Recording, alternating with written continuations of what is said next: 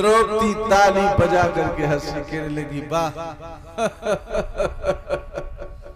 समझ गई मैं आज, जब हम भिखारी थे तब हमारी लाज को लुटाते रहे, जब हम नौकर थे तो हमारे बदन को नग्न करके सभा में देखते रहे, और आज हम थोड़े से मुकुट रखने के बाद नेक ही भी निकल पाए तब तक हमें उपदेश।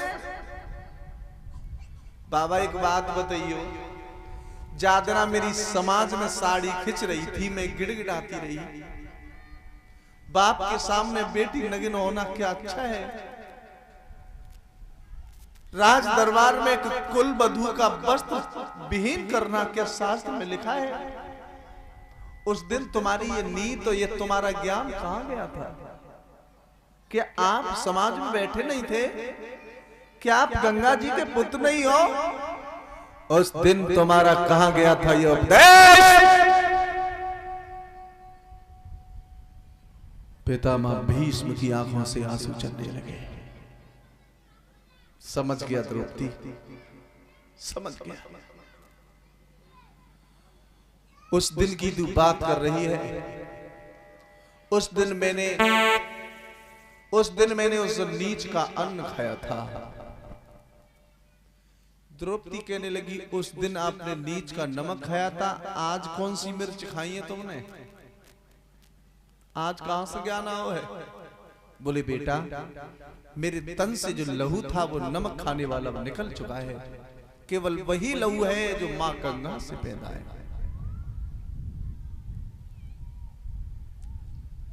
आज पांचों पांडव हिमालय पर गलने के लिए गए। आगे धर्मराज दुष्टर है, पीछे अर्जुन है, उसके बाद भीम है, नकुल और सहदेव, उसके बाद द्रौपदी है। तो सबसे पहले कौन गले? सबसे पहले अगर नंबर आया तो द्रौपदी का आया। और द्रौपदी सबसे ज्यादा प्रेम करती थी, सबसे ज्यादा प्यार करती थी, तो किन्हें करती थी? भीम को। जैसे ही द्रौपदी गलने लगी तो कहने लगी, पिया भीम। लौट की भीम ने पीछे को देखो, ओ भैया भैया द्रौपदी गल गई। धर्मराज ने कहा, लौट करके मन देखो, गलने के लिए तो हम भी आए, चले आओ। द्रौपदी गल गई। सो भीम ने की, भैया एक बात पूछे? पूछ। गले वेगु तो हम आए, द्रौपदी आई।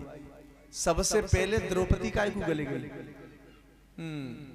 धर्मराज ने की, अब वो फूट गई थे, पूरा महाभारत तो करवाए दो, सब खुनवा जाने मरवाए दो। अरे काय को कही जाने अंधे के अंधा? दुर्योधन राजा था, अरे सम्राट था। क्या आज भी अगर बधू अपने जेठ से अंधे का अंधा कह दे तो आजू महाभारत रह जा? नारी को मर्यादा में रहना चाहिए, नारी को कम बोलना चाहिए, नारी को झुक करके चलना चाहिए। हर मर्यादा लिखी है नारी के बारे में। और जाकर श्रृंगार करतिकाई, शीशा में देखतिकाई, ताकन जे विचार करती कि मैं बराबर जा दुनिया में कोई सुंदर ना है।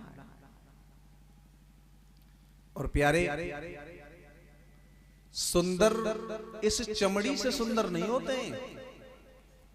आप लोग ये सोचते होंगे कि मैं गोरा हूं, अच्छा हूं, बहुत सुंदर हूं। नहीं, पुरुष और नारी की सुंदरता तो केवल विचारों से होती है, कर्मों से होती है। जिसके अच्छे विचार हैं, अच्छे कर्म हैं, वही सुंदर है। और चमड़ी तिने गोरो हो और बुरे कर्म कर रहे हो, क्या सुंदर हो सकता है वो? बताइए। अरे सुंदरता तो उस दिन रिजल्ट निकलेगा जब दुनिया से तेरा जनाजा उठेगा, और जनाजा उठने के बाद जब शमशान में जाएगा, उस दिन रिजल्ट निकलेगा तेरा। केवल एक ही आवाज निकलेगी। ये आवाज नहीं निकलेगी कि वो बहुत गोरा था या वो काला था, केवल एक आवाज निकलेगी कि वो इंसान बहुत बढ़िया था। इसलिए इस हार्ड मास के पुतले पर इतना क्यों फिदा हुआ है? आइए, 2 लाइन का भजन है।